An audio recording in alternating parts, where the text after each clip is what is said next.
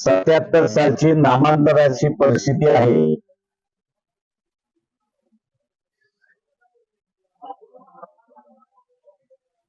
असं जे वक्तव्य झालं आणि त्याच्याच बरोबर एनसीपी चे नेते शरद पवार महाराष्ट्राचा मणिपूर होईल असं जे वक्तव्य केलं,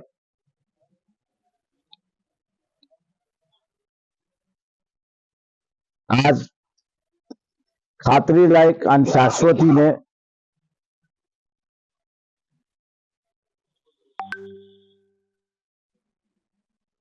मी हे विधान करू शकतो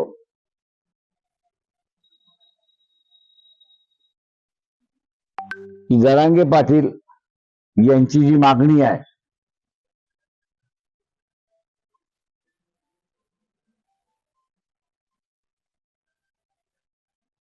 की मराठा समाजाला ओबीसीतून आरक्षण द्या,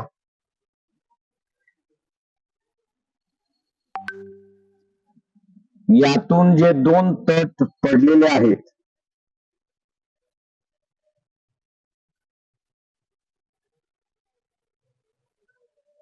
एक मराठा समाजाचा गट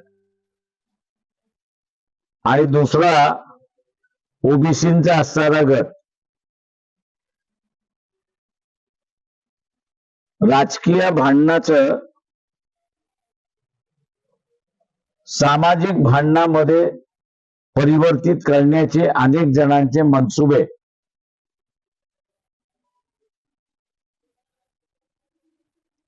या यात्रेतून उद्ध्वस्त झाले.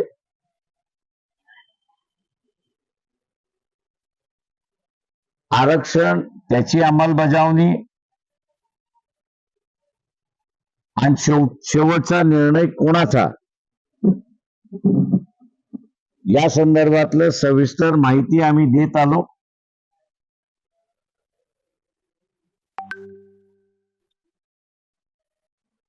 विधानसभेच्या निवडणुकीच्या अगोदर हे जे 2 तट पडलेले आहेत, जरांगे पाटील यांच्या मागणीच्या संदर्भात मराठा आणि ओबीसी, ते राजकीय भांडण इलेक्शन पुरतं कायम राहील असं मी त्या ठिकाणी मानतोय.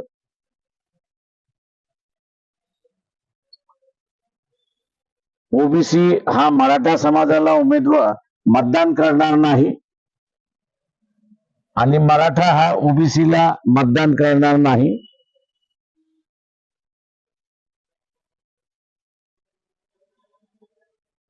ओबीसीमध्ये ही नव्याने आलेली जागृती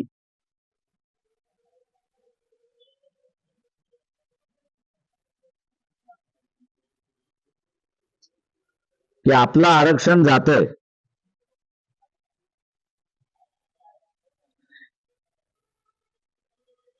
याची जाणीव झालेली आहे.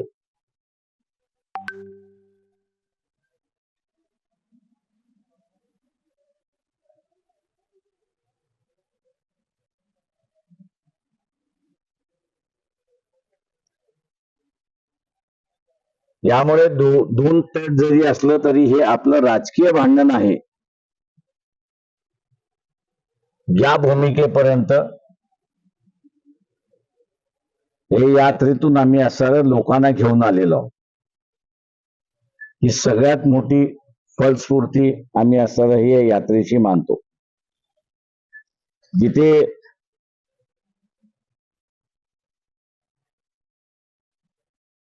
राजकीय पक्षाचे नेते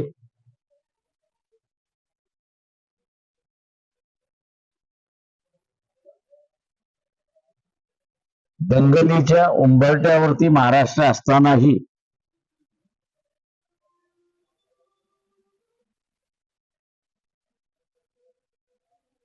सामाजिक प्रश्नावरती भूमिका घेऊ शकत नाही. हे महाराष्ट्राचं असणारं दुर्दैव आहे असं मी त्या ठिकाणी मानतोय.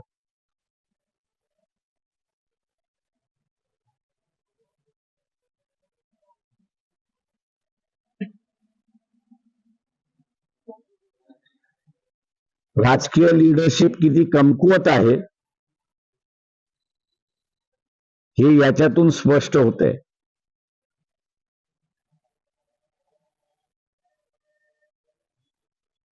स्वतःच्या समाजाच्या विरोधात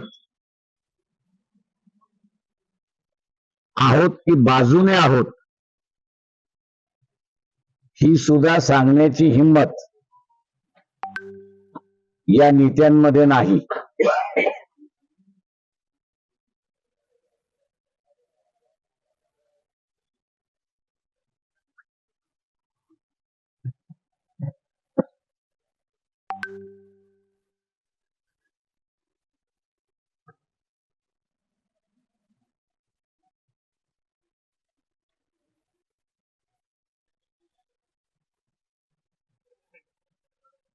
मराठवाड्याकडून विदर्भामध्ये जसं आलो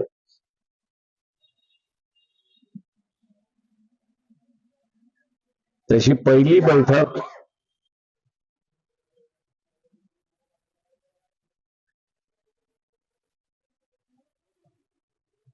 जी ओबीसी बरोबर झाली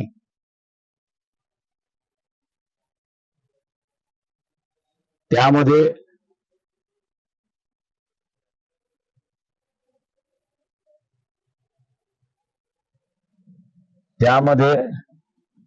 विदर्भातला कुणबी ही चर्चा झाली.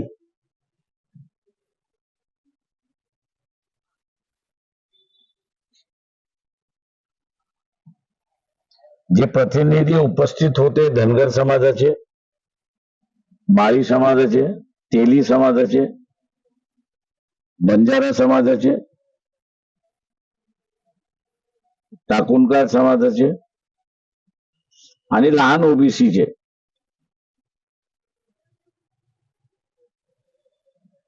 यांचा सवाल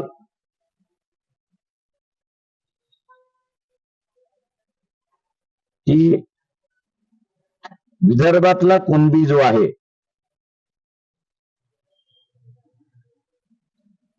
तो ओबीसी आहे याच्याबद्दल दुमत नाही, पण ऐरणीची वेळ आली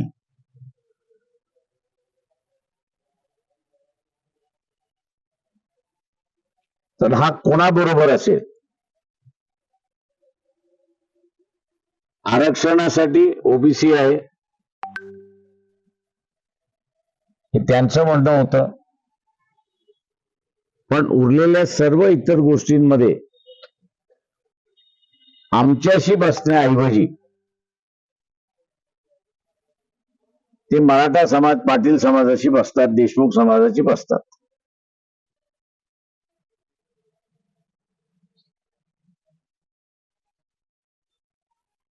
तेव्हा आपण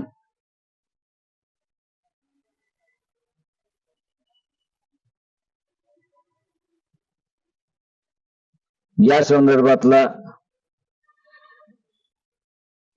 भूमिका घेतली पाहिजे.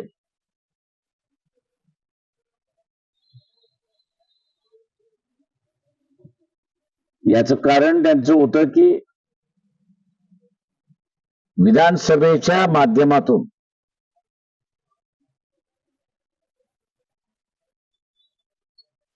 ओबीसीच्या आरक्षणाला स्थगिती देण्यात येणार आहे.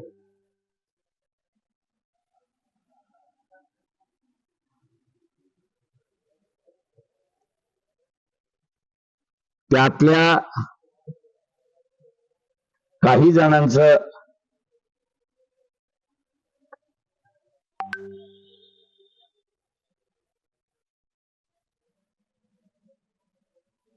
असं मत होतं की श्रीमंत आणि गरीब मराठ्याच्या लढाईमध्ये ओबीसीच्या आरक्षणाचा बळी दिला जातोय.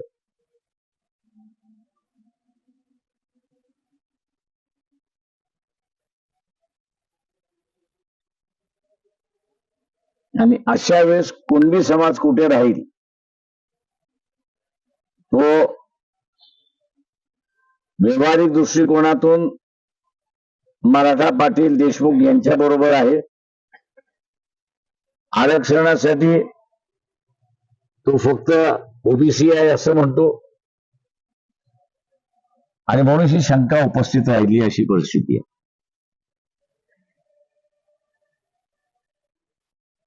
आणि ही शंका कुणबी सोडून उरलेले ओबीसी जे आहेत त्यांच्या मनामधली ही आहे की ते मला त्याने पुसदलाही बोलून दाखवले आणि यवतमाळलाही त्या ठिकाणी भेट झाली, त्याच्यामध्ये त्यांनी बोलून दाखवलं.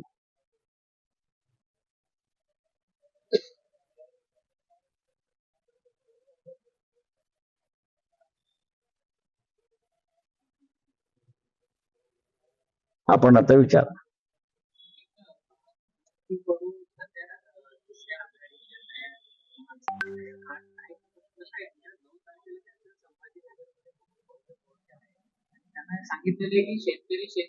पहिल्यांदा असणारं जे आहे ज्यांच्याशी बोलायचं आहे त्यांचं महाराष्ट्रभर अस्तित्वात असेल तर तिसरी आघाडी, महाराष्ट्रात नाही, महाराष्ट्राच्या कुठल्या भागामधलं जर असणारं अस्तित्व नसेल तर त्याच्यामधलं असणारं कुठे तिसरी आघाडी आहे.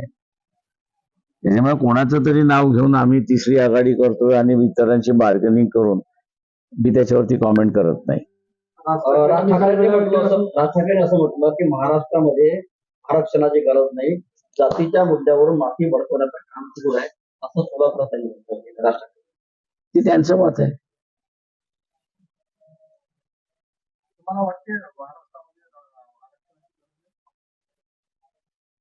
प्रश्न असे ज्याला त्याला आपली मतं मांडण्याची गरज आहे, त्यांनी ते मत मांडलंय. आम्ही आमच्या रॅलीमधनं असं आमचं मत मांडलेलं आहे.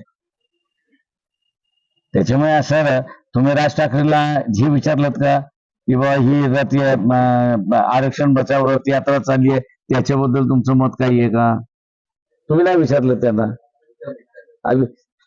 तुमच्या प्रतिनिधीने कोणाची हिंमत नाहीये एवढं सांगा ना. तिथं ठोकशाही चालते, तिथे लोकशाही नाही चालत.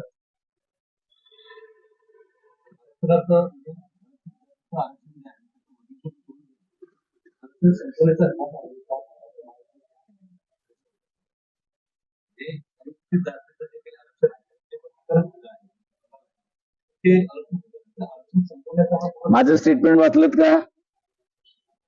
सगळ्या चॅनल्स वरती आहेत.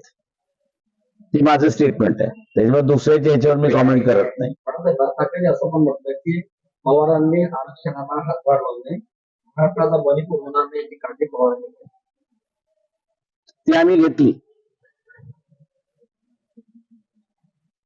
काळजी घेतली आणि आज आम्ही ठामपणे सांगतोय की महाराष्ट्रामध्ये ना मणिपूर होणार ना दंगल होणार. त्याच्यामुळे हे जे मिलीभगतचा जो खेळ चाललाय ना तो त्यांना चालू द्या. आम्हाला महाराष्ट्र शांतता करायचा आहे, तो आम्ही शांतता करतो.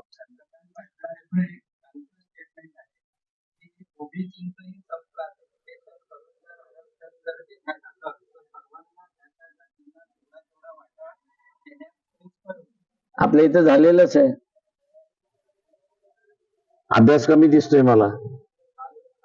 ते मी कालचं स्टेटमेंट नाही, मी आजचं तुम्हाला सांगतोय की बीजीएनटी हा वेगळा आलाय, डीटी हा वेगळा आलाय. त्याच्यामुळे असं त्यांचं वर्गीकरण झालेलंच आहे. मग येणाऱ्या काळात ओबीसी मध्ये पण कुणबी किंवा धनगर केले अशा काही जातींचं वर्गीकरण सरकारचा सगळ्यात डाव आहे. सरकारचा डाव मी जो म्हणालोय की विधानसभेनंतर विधानसभेच्या माध्यमातून जनगणनेचा प्रस्ताव, ओबीसींची जी मागणी आहे, जनगणना ओबीसींची झाली पाहिजे, त्याला मान्य करून जोपर्यंत जनगणनेच्या माध्यमातून टक्केवारी कळत नाही तोपर्यंत ओबीसीच्या आरक्षणाला स्थगिती. जे सुप्रीम कोर्टामध्ये झालं तीच विधानसभेमध्ये होण्याची दाट शक्यता आहे. आणि माझी खात्रीलायक माहिती आहे की या संदर्भातल्या काही व्यक्ती यांनी असा निर्णय होईल असं अनेक जणांना सांगत सुटलेत. त्यांचं म्हणणं आहे की आम्ही राजकीय नेत्यांशी बोललेलो आहोत आणि या दृष्टीला ते असणारं त्यांची सहमती आहे, पण इलेक्शन असल्यामुळे आम्ही भूमिका घेत नाही अशी परिस्थिती आहे. जो सुप्रीम कोर्टाने निर्णय दिला त्यात खरं तर शेड्यूल ट्राईबचा निर्णय देण्याची गरज नव्हती आणि त्यात एक अनुसूचित जातीतीलच सुप्रीम कोर्टाचे जज आहे ते स्वतः म्हणतात की क्रिमिलियर ते म्हणूनच माझं कोणतं म्हटलं माझं ट्विटच होतं की त्यांनी इम्प्लिमेंटेशन करायला सुरुवात करावी की मी क्रिमी लेअर मध्ये येतो आणि म्हणून त्यांनी राजीनामा द्यावा. त्यांनी स्वतःपासून सुरुवात करावी. त्यांनी स्वतःपासून सुरुवात करावी. जर जजमेंट लिहिण्याची हिंमत आहे तर ती ऍक्शन मध्ये आणण्याची सुद्धा ताकद पाहिजे. आणि शरद पवारांच्या भेटीसाठी वाटलेल्या भेट काल झालेली त्यामुळे महाविकास आघाडीमध्ये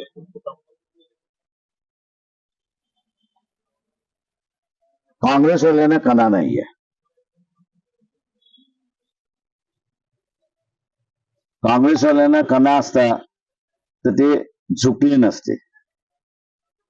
म्हणजे एकनाथ शिंदे आणि उद्धव ठाकरे यांच्यामधला स्ट्राईक रेट आपण असताना बघितला इलेक्शनचा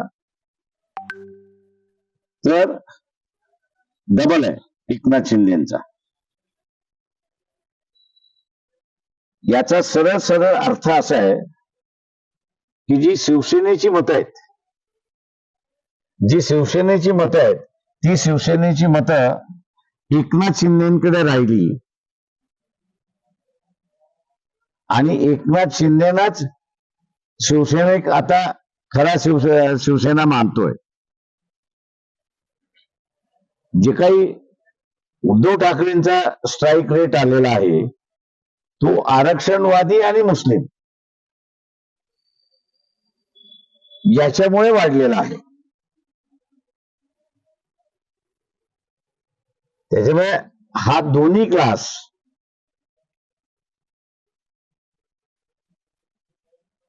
तसा धर्मवादी पक्षांचा मतदार नाही.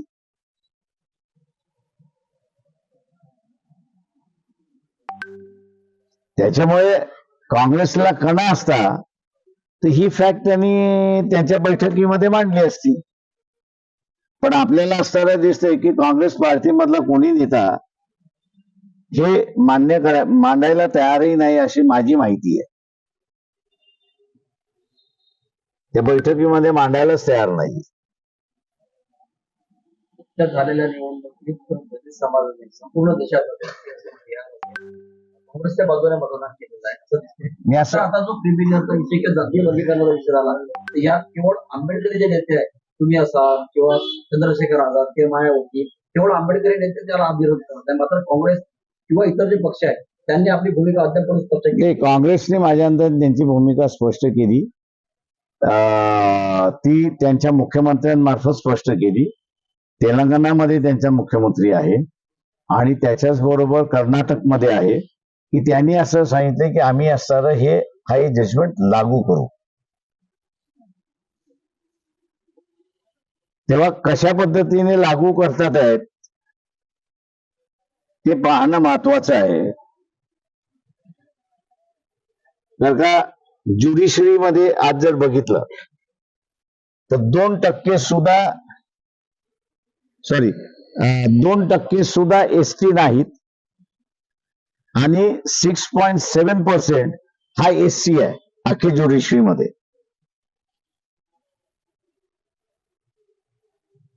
ओबीसी आपण असताना बघितला तर लोअर ज्युडिशरीमध्ये मोठ्या प्रमाणात आहे पण अपर ज्युडिशरीमध्ये तो नाहीच आहे. त्याच्यामुळे तुम्ही हे लावणार कसं, त्याचा क्रायटेरिया काय. आणि दुर्दैवाने माझ्या अंदाजानं आता स्पेट ऑफ पिटिशन्स यायला सुरुवात होतील. एक मला अनेक जणांनी जेव्हा मांडलं तेव्हा की जे अगोदरचं 5 जणचं जजमेंट होतं त्या 5 जजच्या जजमेंटने असं म्हटलंय की संविधानाने अधिकार काय दिलाय, तर शेड्यूल कास्ट कोण आहे, शेड्यूल ट्राईब कोण आहे ते तुम्ही डिसाईड करा. दुसरं त्याची सूची करा आणि पब्लिश करा. तुम्हाला त्याच्यामध्ये डिव्हिजन करता येत नाही. आता शास्त्राला डिव्हिजनच करायचं असेल तर एका वर्गामध्ये तुम्हाला करता येणार नाही, किंवा एक सिलेक्टिव्ह क्लास करून तुम्हाला घेता येणार नाही. तर जनरल की जसं थिअरी आलेली आहे की मोनोपलायझेशन विदिन रिझर्वेशन, अशी जी थिअरी आलेली आहे, तर ती थिअरी जनरल याच्यामध्ये सुद्धा लागू आहे की मोनोपलायझेशन विदिन जनरल. जिथे संविधानाने तुम्हाला अधिकार दिलेला नाही आणि तो अधिकार तुम्हाला जर घ्यायचा असेल पार्लमेंटला, तर तो जनरलाइज लॉ असला पाहिजे, तो सगळीकडेच लागू व्हावा. त्याच्यामुळे असणारा आता मी जे बघतोय ती स्पेट ऑफ पिटिशन्स सुप्रीम कोर्टामध्ये येतील. त्याच्यामध्ये नुसतं गवई यांचं नाहीये, तर चंद्रचूडांचंही तिथे असणारं हे आहे की क्रीमी लेअर यावा म्हणून. माझं म्हणणं असं आहे, क्रीमी लेअर यायचं असेल ते अक्रॉस दी बोर्ड तो आला पाहिजे. तो सिलेक्टिव्हली आला की पुन्हा पिटिशन होईल की आर्टिकल 14 ला हिट करते की discrimination based on certain factors. जिल्ह्यात सर्वाधिक लोकसंख्या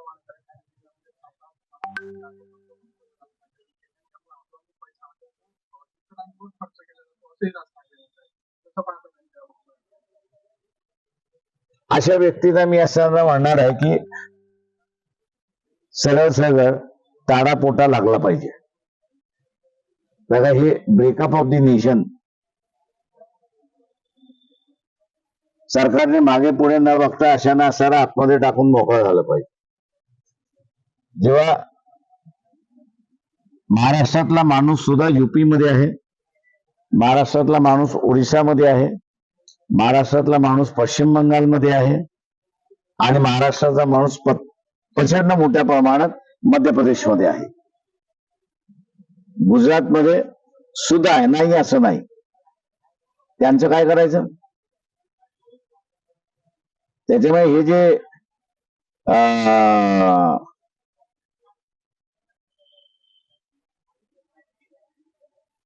वक्तव्य, समाज दुभगण्याची जी वक्तव्य आहेत,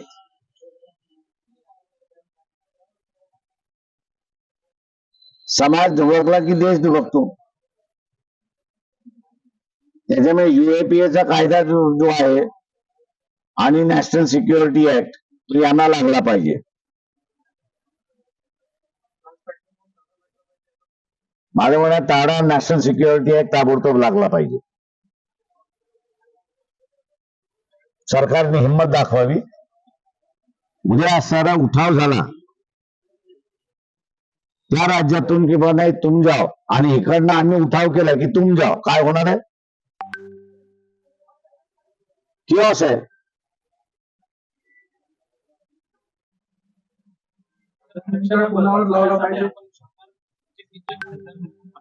आमदार सॉरी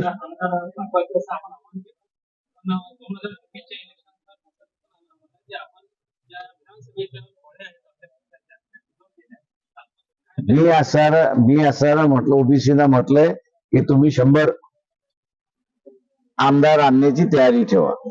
तो आणि पक्षाच्या बॉडी ह्या दोन वेगवेगळ्या गोष्टी आहेत.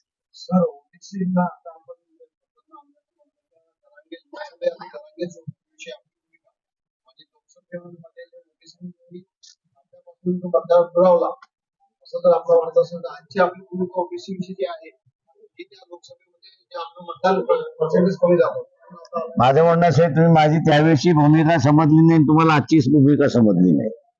मी त्यावेळेस म्हणालो होतो की ओबीसीचं ताट वेगळं असलं पाहिजे आणि मराठ्यांचं ताट वेगळं असलं पाहिजे. त्याच्यावर ते शेवटी असं आहे की भेटणं न भेटणं हा वेगळा भाग आहे. जरांगेनं सुद्धा असताना आता तू माझीच भाषा बोलायला लागलाय की आम्हाला मिळणार नाहीये म्हणून. त्याच्यात मी बदललेलो नाही, इतर जण बदललेली आहेत. मी माझ्या भूमिकेशी ठाम आहे. त्यात पक्ष आणि आमची भूमिका ही एकच आहे, त्याच्यात कुठलाही बदल झाला नाही. त्याच्यामध्ये बदल फक्त त्याच्यात वाढ एवढी झाली की हे जे 55 लाख ओव्हरनाईट सर्टिफिकेट देण्यात आले, फॉर्म ऑफ कास्ट सर्टिफिकेट, त्याला आम्ही असताना विरोध केलेला आहे. कुणबी जो आहे तो ओबीसी मध्ये आहेच. ज्याला पाहिजे तो अर्ज करेल आणि घेईल. तुम्हाला शोधून काढण्याची गरज काही आहे. शासनाचं ते काम नाहीये आणि म्हणून आम्ही त्याला विरोध करतो की 55 लाख ते रद्द करा. अमरावती जिल्ह्यामध्ये जिल्हाध्यक्ष आणि शहराध्यक्षांनी राजीनामा दिले. ते आम्ही एक्सेप्ट केलेले ते मोकळे झालेलो आहोत.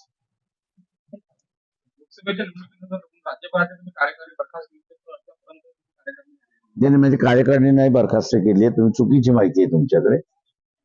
आमच्या कार्यकारिणी कुठचीच बरखास्त झालेली नाही. तर अमरावती केली. अमरावती जिल्ह्याची झाली आहे. कार्यकारिणी राज्य कार्यकारिणी वेगळी आणि जिल्हा कार्यकारिणी वेगळी झाली. विधानसभा निवडणुका तोंडावर आलेल्या आहेत. पक्षाच्या बूथ बांधणी कार्यकर्ता बांधणी हे आमच्या असताना ही बांधणी चालली असं म्हणा तुम्ही. या मार्गाच्या माध्यमातून यात्रेच्या माध्यमातून बांधणी चाललेली आहे आमची. चलो, थँक्यू.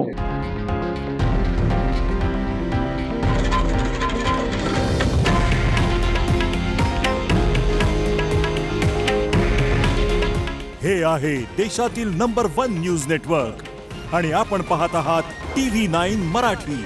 काळजी तुमची, हित महाराष्ट्राचं.